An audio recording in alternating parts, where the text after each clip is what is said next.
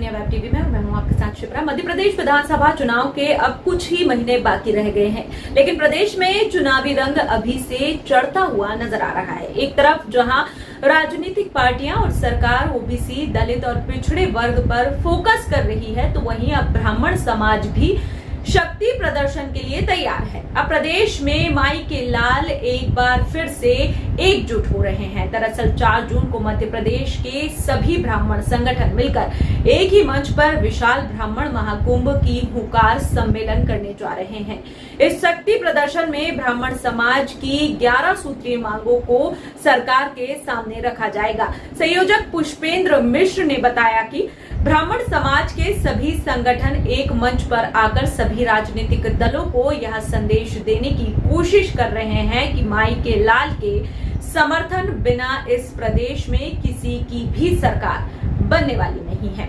साल 2018 में भी माई के लाल की नाराजगी के चलते भारतीय जनता पार्टी को सत्ता से बेदखल होना पड़ा था, लेकिन जिस तरह से सभी राजनीतिक दल दलित और आदिवासी पिछड़े वर्ग पर ही फोकस कर रहे हैं, उसे देखते हुए अब ब्राह्मण समाज भी एक मंच पर आकर अपने हक की लड़ाई लड़ने की तैयारी में जुट गया है।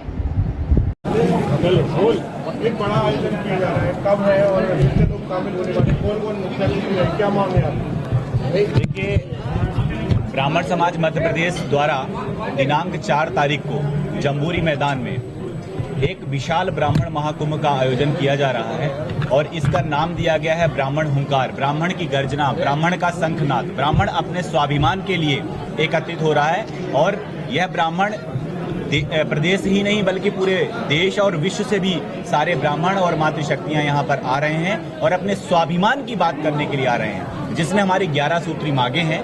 उसमें मुख्य मांगे 3-4 मैं आपको बताना चाहता हूँ, जिसमें एट्रोसिटी एक्ट है, आरक्षण का मुद्दा है। तीसरी चीज यह है कि जो ब्राह्मण आयोग का गठन अभी पूर्व में मुख्यमंत्री जी ने ब्राह्मण बोर्ड का गठन की घोषणा की थी, उसको हम चाहते हैं कि ब्राह्मण आयोग का गठन हो और वो भी संवैधानिक तरीके से हो। ऐसे ही बहुत सारी मांगे हैं। उसमें परशुराम, हर जिले में परशुराम जी का एक ऐसा भवन होना चाहिए जिसमें कि छात्रावास की व्यवस्था हो ब्राह्मणों के लिए। निर्धन जो ब्राह्मण है उनकी भी एक ऐसी व्यवस्था होनी चाहिए, जो कि सबसे ज्यादा आज की डेट में अगर देखा जाए तो पठन पाठन की दृष्टि से अगर बात की जाए तो ब्राह्मण ही ऐसा अपने आप को अछूता महसूस कर रहा है। इस कार्यक्रम में हम सबके पूज्य द्वारिका शक्तिपीठ के जगत गुरु शंकराचार्य स्वामी सदानंद सरस्वती जी का सानिध्य हम सबको प्राप्त होगा। उनका आशीर्वाद हम सब ब्राह्मणों को मिलेगा। वह इस कार्यक्रम के हमारे मुख्य अतिथि हैं। आज हम सब लोग सीएम महोदय को भी मुख्यमंत्री शिवराज सिंह जी को निमंत्रण देने गए थे। उन्होंने हमारा निमंत्रण स्वीकार किया है और उन्होंने कहा है कि हम समय निकालेंगे और आपके दिए हुए जो हमारी मांगे हैं, 11 सूत्री मांगे हैं, हम उस पर अडिग हैं। उसको हम कतई उस पे कोई कंप्रोमाइज नहीं होगा। हमारी 11 सूत्री जो मांग है उसको हम मनवा करके ही मानेंगे और ये कोई लड़ाई नहीं है।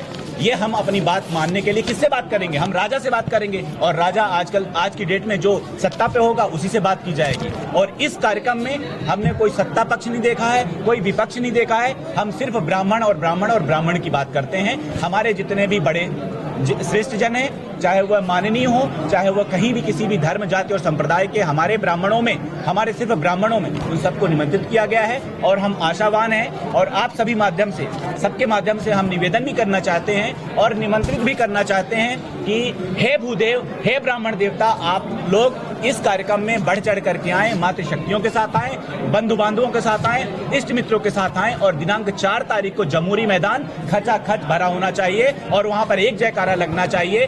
ब्राह्मण वंश सचेत हो, समय निश्चित तौर पर। देखिए, जो ब्राह्मण हित की बात करेगा, मैं एक लाइन में बताना चाह रहा हूं, जो ब्राह्मण हित की बात करेगा वही देश में राज करेगा। पूरा संक्षिप्त तो मैंने पूरा आपकी प्रश्न का उत्तर दे दिया। भोपाल की ताजा खबरों के लिए हमारे YouTube चैनल को लाइक करें और सब्सक्राइब करें। धन्यवाद।